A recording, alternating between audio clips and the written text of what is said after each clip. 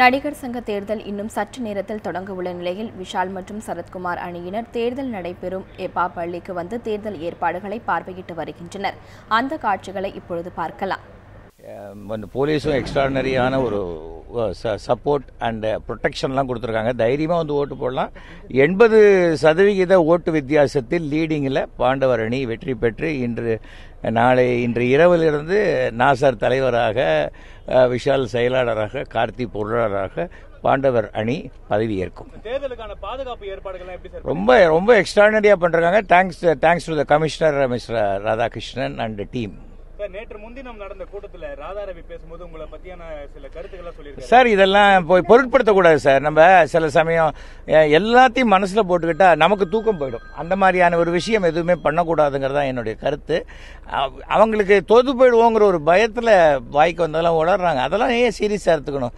Cinema டயலாக்ல Radharavi ஒரு வில்லனா எவ்வளவோ பேசியிருக்காரு. அந்த மேக்கப்பையே கலைக்காத பேசுறான்னு நினைச்சிட்டு போக வேண்டியதுதான். தேர்தலுக்கு பிறகு இரு அணிகளும் எல்லாரையும் நம்ம தவறு செய்தவர்களுக்கு மாத்திரம்தான் நடவடிக்கை எடுக்கிறதுக்கு உண்டான லீகல் ஆக்ஷன்ஸ் தான் எடுப்போம். அதுக்கு நாங்க என்ன தூண்ல கட்டி அடிக்க போறோம்? அதெல்லாம் ஒன்றும் செய்ய மாட்டோம். ஏன்னா எல்லாரும் ஃப்ரெண்ட்ஸ் தானே. எந்த தவறுமே தண்டிக்கப்படும், அவ்வளவுதான். பிரதமர் வந்து இங்க வந்து பாக்குறாங்க, இங்க உள்ள பிரதமர் அவங்கள பாக்குறாங்க. அந்த மாதிரிதான். ஒன்றும் பெரிய வாழ்க்கை பூரா ஒரு எதிரின்றது கிடையாது.